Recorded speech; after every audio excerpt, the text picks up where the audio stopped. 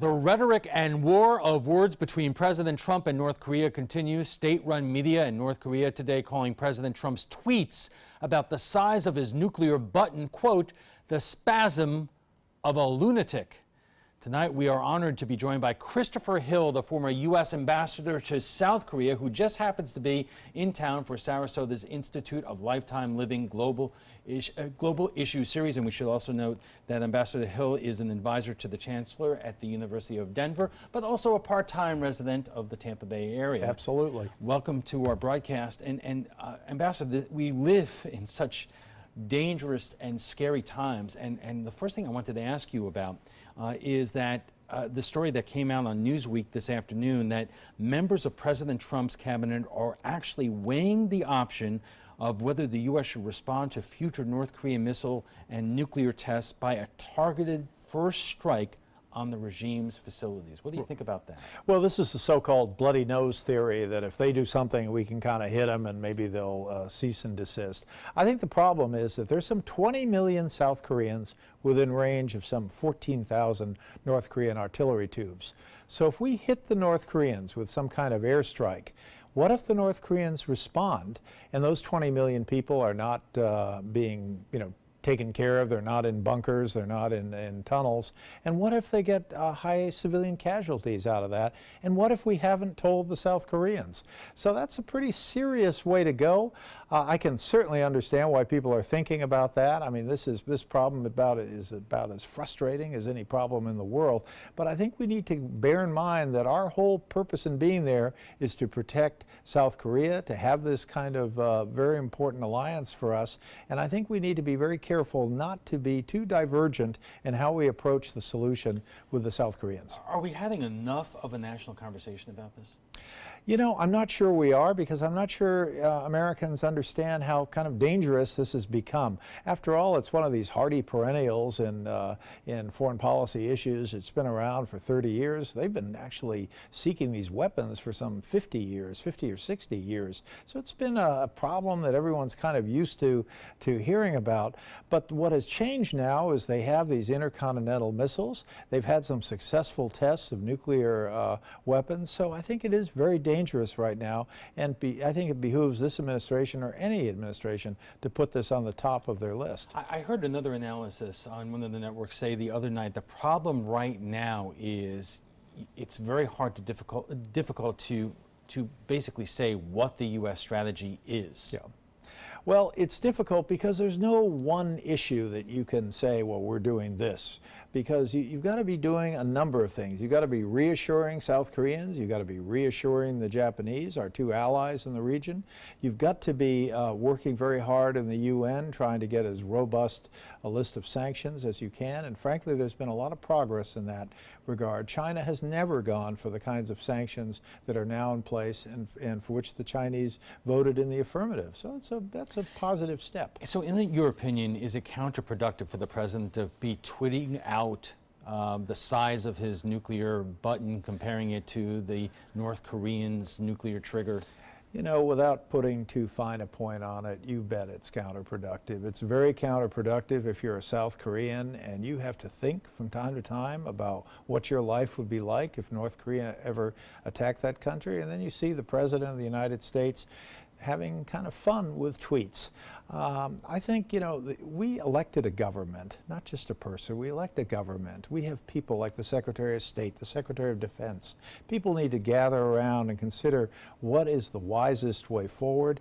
And I'm not sure tweets are quite capable of capturing wisdom. So I have a problem with that, but I want to make clear we do have people working on this issue, very serious people. But I also hear people saying, we elected somebody who we knew full well takes sometimes a creative path towards making a point, and after so many decades of what they call strategic patience, maybe this is different, but maybe it'll work because nothing else has. Yeah.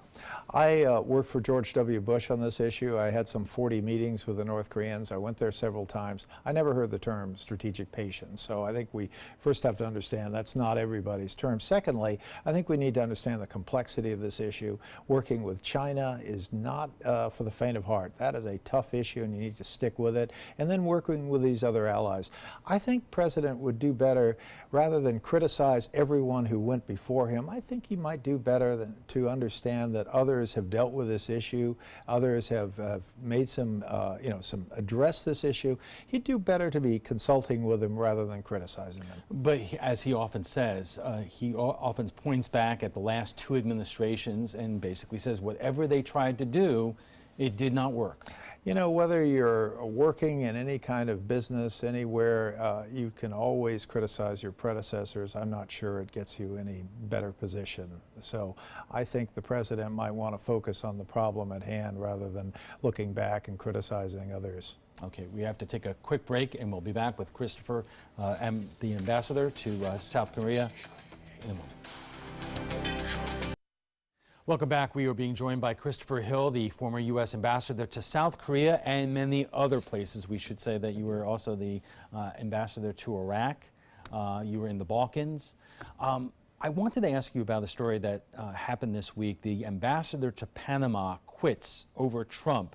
And it was U.S. Ambassador John Feely who says that my instructions made clear that if I believe I could not abide by the administration's instructions, that he was bound to resign.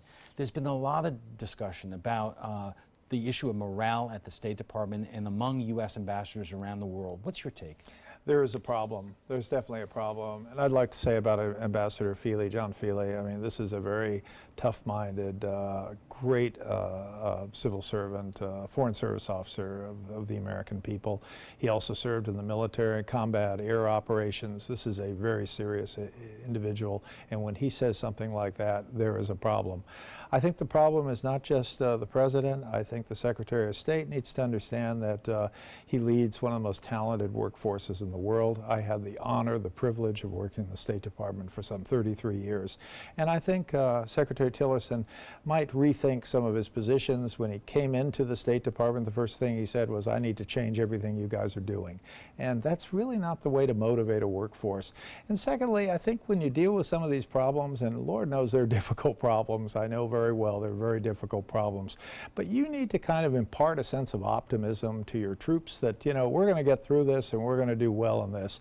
And we have a Secretary of State who seems to have this look on his face like he would rather be anywhere else than dealing with these problems. So I think he's had some leadership problems. This is what I don't get. First thing, he was, you know, the CEO of one of the biggest corporations in the United States. And when you see him on TV doing interviews, he seems really measured. He has been described almost as the adult in the room, in that you know, he has a sober understanding of U.S. policy, although he does not have a good relationship with the president. And then you hear these stories about his management style and how the impact that it's had on U.S. foreign relations. I think there's no question that from a substantive point of view, he's absolutely an adult in the room. He's been around the world. He knows these issues. When I was Assistant Secretary in East Asia Bureau, I dealt with him on the issue of Indonesia, some of the problems that Exxon was having there. No question, from a substantive point of view, he has that. But you mentioned a couple of problems. One, he does not appear to have a close relationship with his boss, and people in the State Department notice that. They worry, well, you know, can this guy really carry the water? And then secondly, he hasn't really reached out to the staff at the State Department and has instead kind of held up a lot of appointments and instead putting political appointees. You know, we are the only country in the world that puts all these political appointees into kind of line positions. Now, in fairness to Secretary Tillerson, he's probably getting a lot of push on this from the White House Personnel Office. I don't mean to imply that somehow he's making bad decisions all by himself, but you know, this is going to be his legacy, and I think it's time for him to kind of stand up, and if it doesn't work out, it doesn't work out. These jobs are temporary. You don't stay in them all your life. We only have about 45 seconds left, but I wanted to ask you, are you concerned generally in terms of how U.S. foreign policy is thought of and executed at this stage? Yes, I am. I think, for example, a key element of dealing with North Korea is we need to be sitting down with the Chinese day in, day out, week in, week out, and not just have Secretary Tillerson make a one-off trip there, getting off the plane hopelessly jet-lagged with a terrible tweet coming from the president the night before. We need to have people who are really empowered to do their job.